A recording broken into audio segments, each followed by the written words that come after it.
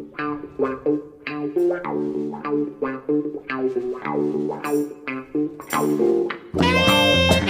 evening, Gabbie. Good evening, TC, and welcome to our weekly podcast, The Curran View, with the Isle of Hillsborough, Mr. Terry Curran. And if you're listening free to the first half on either Acast or Spotify, you can follow the links on our socials and access the full podcast via either Apple or become a Patreon, all the w's.patreon.com/SRBmedia.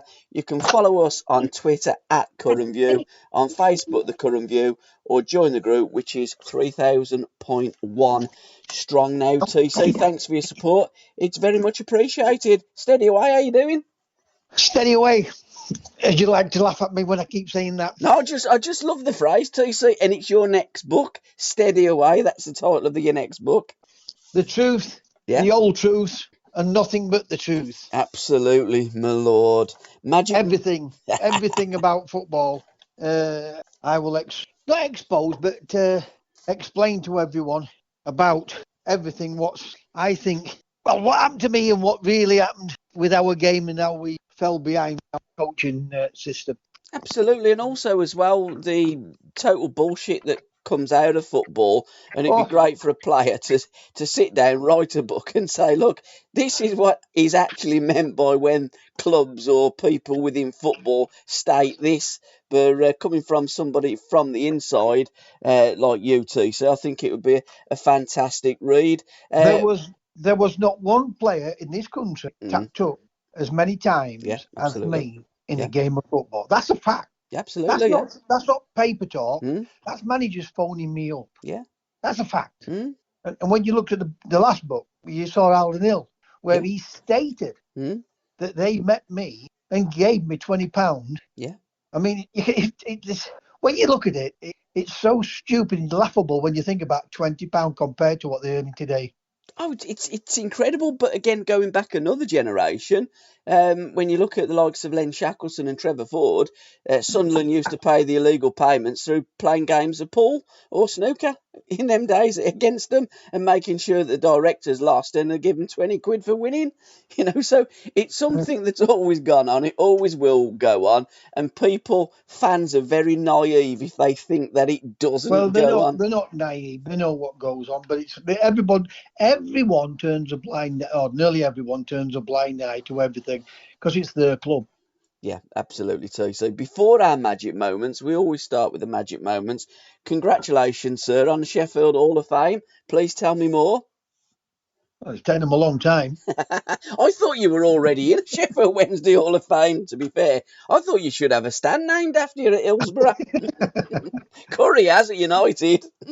Yes, having said that, and rightly so. I mean, Tony was there for many years, and he was a really true fan's favourite. He wouldn't have left to go to Leeds United. It was only that, and like anything else, money does talk, But I think if United would have matched what Leeds would offered him, it'd have stayed because He's tried everything. He even went back down to London, didn't he? But he still came back to Sheffield. So I think his heart is at the football club. And I was speaking to Tony the other night, and for me, I would say is Sheffield United's best player I have seen. Oh, 100%. And he could have gone to Manchester United because Busby wanted him at Man United to replace Bobby Charlton.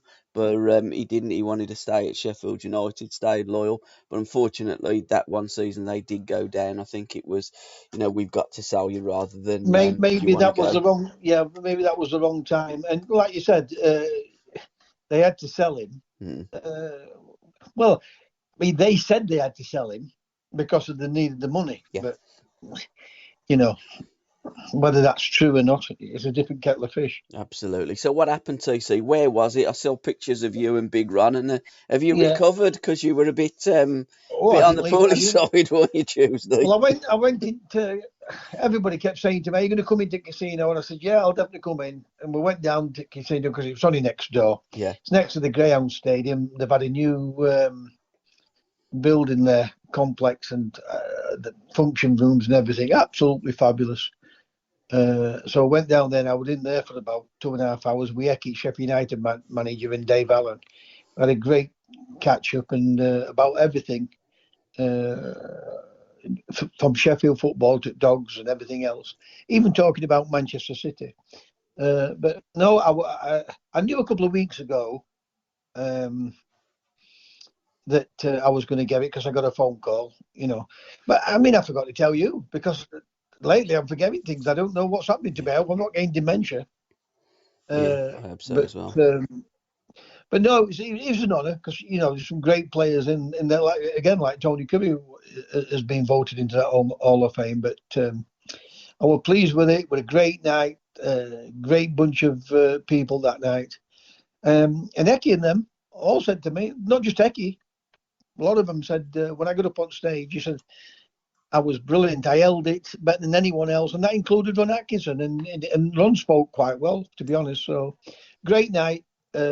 Honoured to get to be voted into it, and great to have some time with some good friends and all.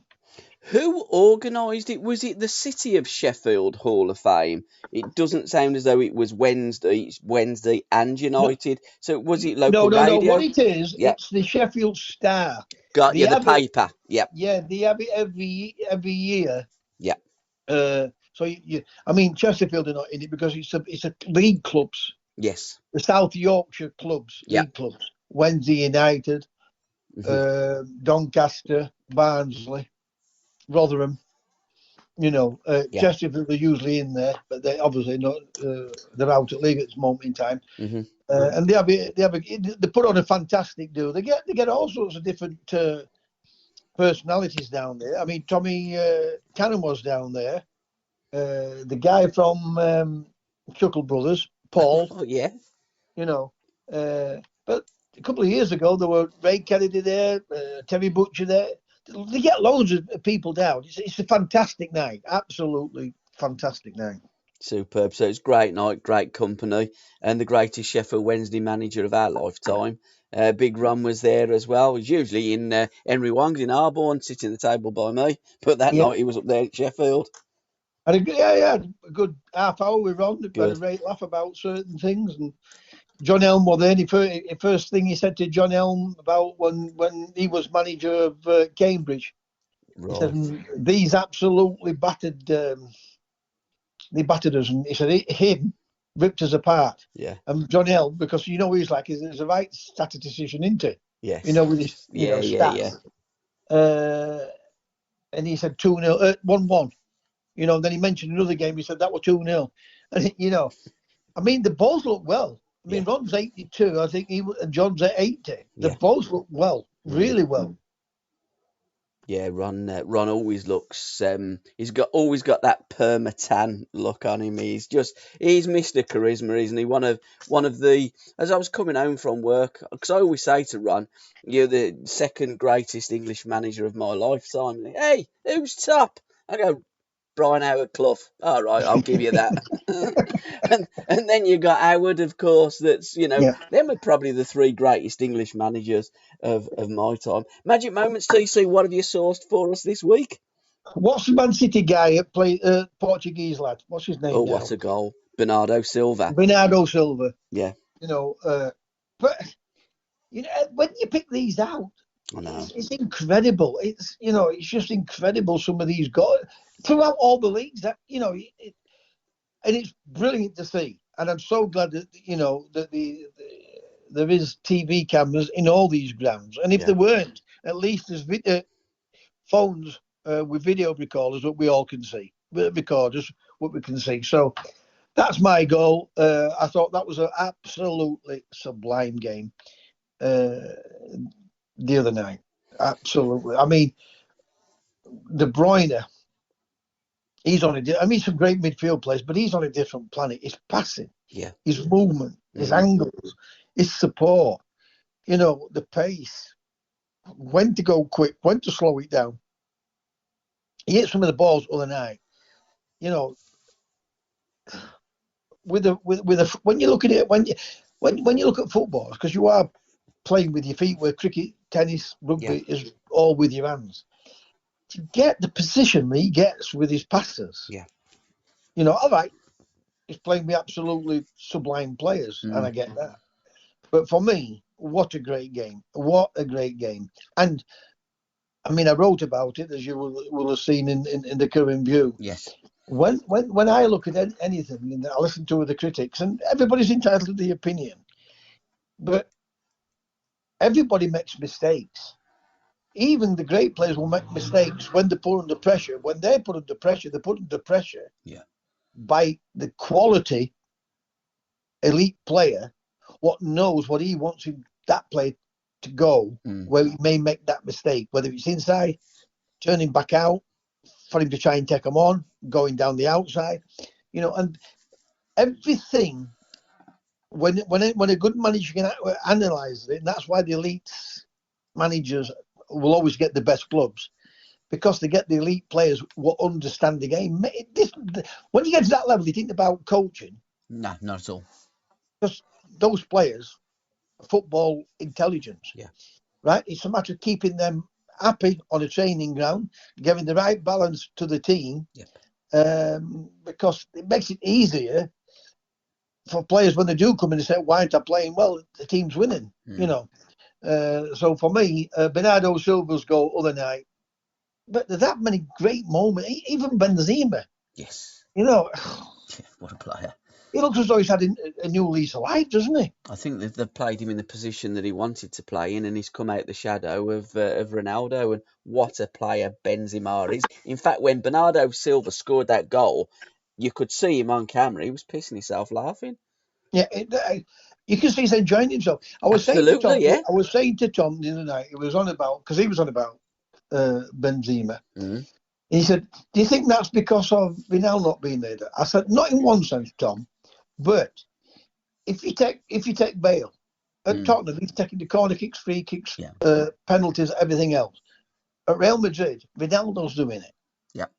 And regardless what anybody says, they'll have a little bit of envy of Ronaldo taking everything when they are as good at it as what Ronaldo is. Yeah. So I get what you're both saying. Without Ronaldo not being there, it will make a difference. But who would want Ronaldo, a young Ronaldo in your team, what's playing at his best? You wouldn't, would you? No, I mean 100%. But it does affect him. It definitely affects him. For me, it definitely affects him. And I think the way that they played Benzema, they played him more out wide, while Ronaldo is that focal point down the middle, and it's get the ball to Ronaldo, get the ball. It's all about Ronaldo. It has always been the Ronaldo show, whereas like with the other great, Messi's always been more of a team player for me. I think if you look at his stats, and I don't like stats, but I think if you do look at the stats, Messi's assists would be far greater than Ronaldo's. Those stats don't lie. No, shots at goals. Absolutely. Yeah. Those shots, the goals don't like us. They're there. Yeah. Now, I have a great admiration, like everyone else, is for Sir Alex Ferguson. Yeah. But Fergie did the exact same thing with Browne. Yes, yeah. He played him out wide, Ronaldo through the middle. Absolutely. Yeah. I mean, as a young kid, and it's still great play, don't get me wrong. But what I'm trying to say, you've got Rooney chasing back. Yeah. Who's to say he wouldn't have gone on to be one of the best strikers in the world? And he were to a certain extent. But he don't get classed the same as Ronaldo and Messi because he would never played in his best position. They two were. Yeah. And they were allowed to do every mortal thing. And you're absolutely spot on. Okay, he's a different player to Bobby Charlton because, Wayne did play that further forward largely than Bobby Charlton did, but he overtook Bobby Charlton in the goal scoring stakes at Manchester United. I'm not too sure. Yeah, exactly, and England as well. I'm not too sure with the games played, the goal ratio. Yeah, but Rooney, exactly. Yeah, but but I think we have to take we should take that into consideration, all that, because 100%. it's like the European Cup, Champions League. Yeah. Now, they're playing 20-odd games more. Of course they are. It's ratios for me, always ratios. And Wayne, you're absolutely spot on. Wayne has been one of the great strikers, football players, explosive players that come alive in that final third in my lifetime. And I think you're right, TC. He doesn't get the credit that he should. If Fergie and I've listened to deep conversations him talking. Yeah. That he used to get some of the most bollockings at Man United. Well, I understand because I got that with Jack. I never got it with Cloughy or Howard. Yeah. Ever. They praised me more than anything else. I mean, at Everton, I would have still wanted to play through the middle, but I played out wide. But again, I'm not joking. Yes, he was a great player and a top world player, but he would have been world class, Wayne, if he'd have been allowed to express himself. 100%. And Ronaldo and Messi, and look at that, some managers have allowed it to happen for them. But then again, the sponsors are a big factor, as you know. Because the best centre forward I've ever seen in my life is the Brazilian Ronaldo. Yeah, and I would agree. When he had that blackout in France, yeah, he was forced to play by the sponsors. Yeah.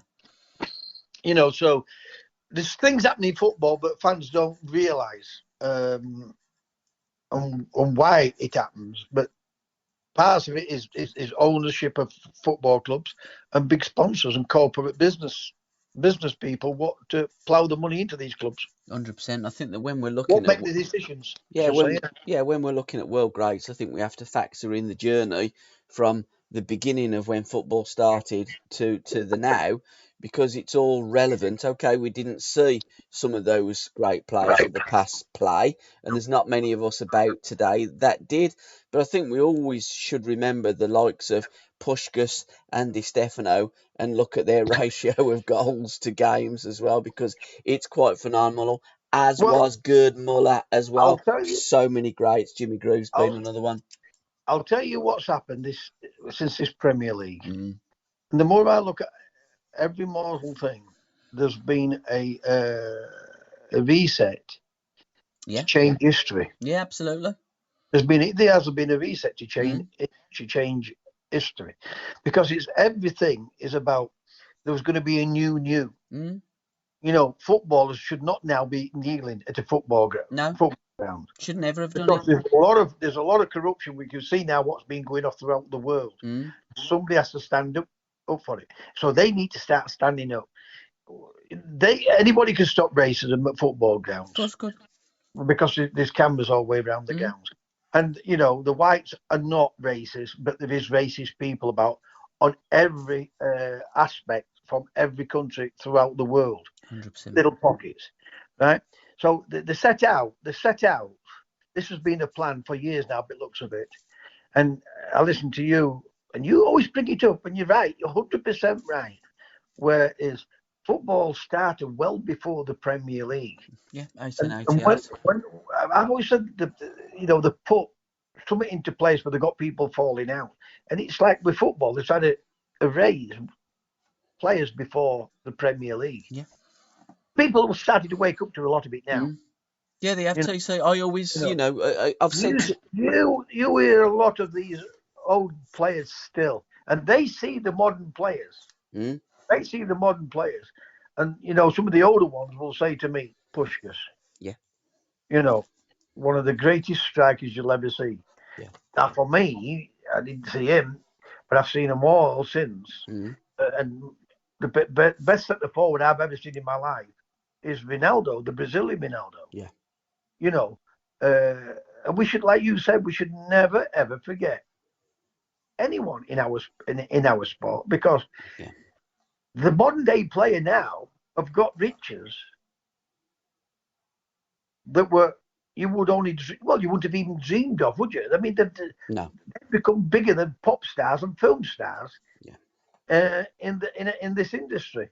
Yeah. Through football being able to generate a global basis, and it has definitely taken to another level. Whether it's good, bad, or indifferent, I like some of the football. I really do. I like Liverpool. I like watching Bayern Munich. I like watching Chelsea at times. I like Manchester City. I think they're an absolutely brilliant team. Barcelona is one of the best teams I've ever seen in my lifetime, along with the Brazilians. So everything about it, and it does get better, because life gets better in one sense. Yeah. But I'm with you. They've tried to erase football, or football before the Premier League started, and it will come back. And people like you, what push everything football before the Premier League, won't let it die. And I thank you and the other people what do that. Absolutely, TC, because as I've always maintained, football is a journey, and the Football League started in 1888, and we should remember all those players and not just the modern day players. And really, when you look at the Premier League, it's a breakaway league. It stole the fabric and the heart of football from the Football League through their own greed, and that is always something that's forgotten, like the records of yesteryear. Can I just interrupt there? Yes, of I course. don't want to blame football because it's not football's greed. It's these owners. 100%. I never blamed a football club if I had a problem with a manager. Yeah. A lot of people always say players, and they say no, it's not. It's not Shrewsbury Town. It's not Doncaster Rovers. It's not Everton Football Club. Mm. If you've got a problem with the manager, it's the manager. He had the picture. He doesn't picture. Yeah. So football's not the problem. It's the people what run the problem. 100%. We spoke about Bobby Moore a couple of weeks ago, or maybe last week. Yeah, we did. Right?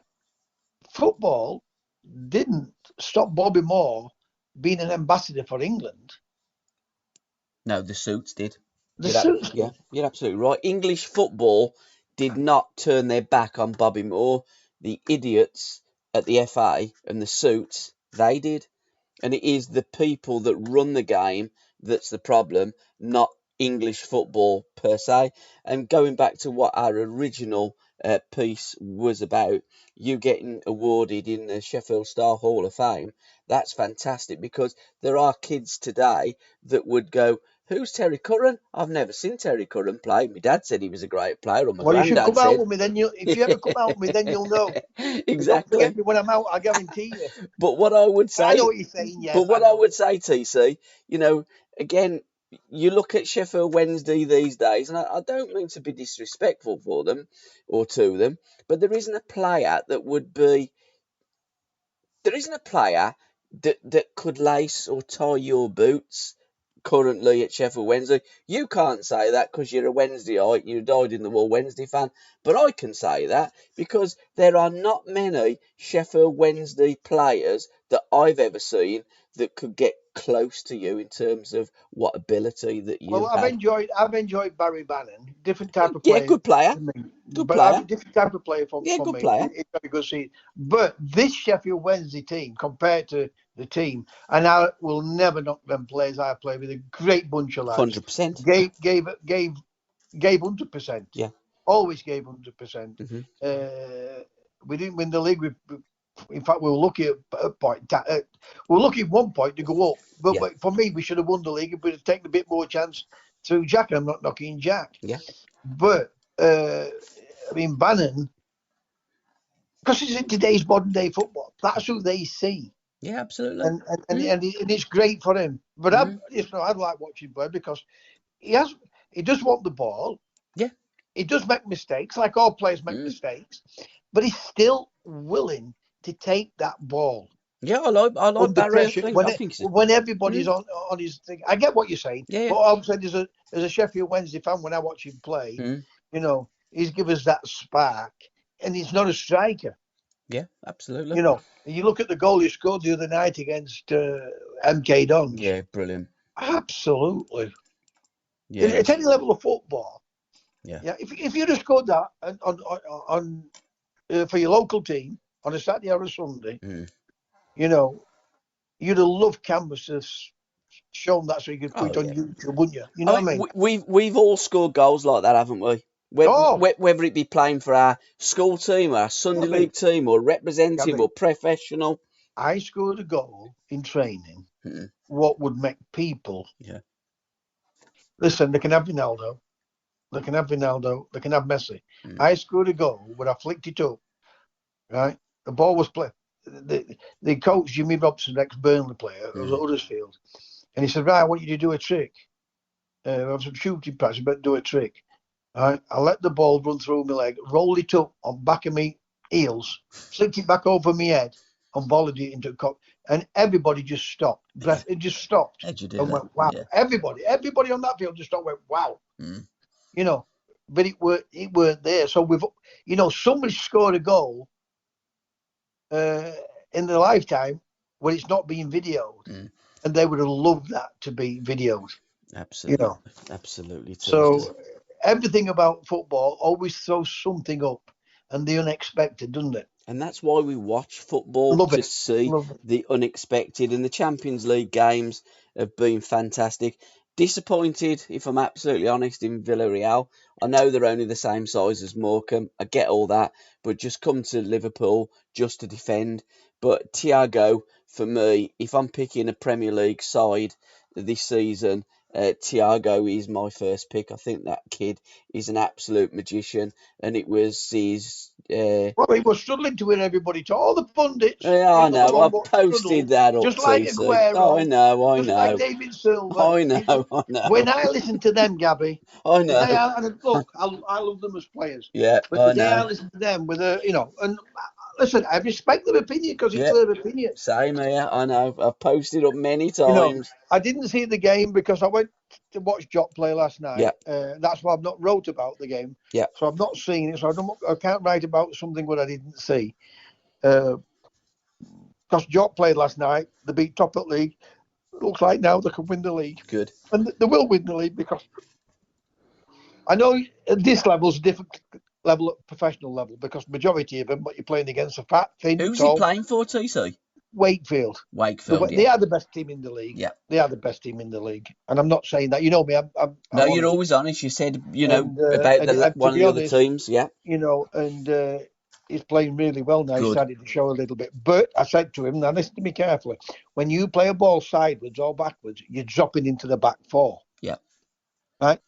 Now, that gives you two problems. It's going to allow them to come on to you if you lose the ball. Not you, but the team lose the ball. And when you pass that ball to the centre half and you drop back behind the centre half, you know he's going to play it long at that level. Yeah. You're miles away from the other midfield. He's still got that in him. Yes. So I'm not one of these players what say, oh, my son's the best player since sliced bread. Technically, it's fantastic ability. Yeah. But he's still gangly. Yeah. And I still think he'd be a half-decent player. I'd take a chance with him. I'd take a chance with him. And they've got a little winger. He's about 6'1". Owen, forget his second name. Brilliant, quick, goes past people. 18, will get better with games. Yeah. People can't tell me, oh, it's that level. Don't tell me about that level. Right? When you play with better players, if you're a half-decent player, you'll improve. Absolutely. Make no mistake on it. 100%. That's what Johnny Giles said about Peter Beardsley when he signed him for Vancouver. It wasn't what he'd done, it's what he was trying to do. And when he plays with better players, that's what them passes will come off with better players. And you're absolutely spot on. Playing with better players improves you. Ericsson signing the Spurs fan shirt. I mean, we put it on the Curran View. It's gone absolutely bonkers. I've had to block about 50 people because some of these, I don't know where they come from, but they have all these betting scams, etc., etc. And I had a chat with Chris today. Yeah, I got one of them off. Oh, God. Chris has blocked about 30 as well. So you look at certain names and think, oh, where are you from? And then bang. So, yeah, get rid of them. If you want to come on the Curran View, absolutely fantastic, but don't come on here to spam us because we're not interested. Yeah, we're not interested in all that. No, absolutely. And I thought, what's this all about? And I blocked one of them, and I think I reported it anyway. Yeah, absolutely. I couldn't find a way out. Anyway, I found out to block him, so I blocked him. And look, if they're going to be abusive to any other football player or any other fan or any other club, we don't want them, do we? We want people to have a laugh and enjoy themselves and say, look, I'm not a Leeds United fan, but what a great player he is. Yeah. I'm not a Birmingham fan, but what a great player he is. You know, I'm not a Sheffield Wednesday fan, but what a great player Bannon is. Yeah. You know, or I'm not a Bannon fan, but I like him. Enjoy yourselves. Have a laugh. Absolutely, too. See, that's what people say to it up is football. No, but I miss dressing room. I miss the banter. Yeah. I was going to say something about Peter Beardsley because I loved him as a football player. But I know what the dressing room's like. And for him to be able to produce that type of ability, because he would have got the Mickey taken out of him in the dressing room, like you don't know what. Oh, absolutely, yeah. Right. But he will manage to stand up and go and express himself. He knew himself it was going to be, because make no mistake, he could have got. To listen to the rest of this podcast, please go to www.patreon.com/SRBmedia or just follow the links in the description. Thank you.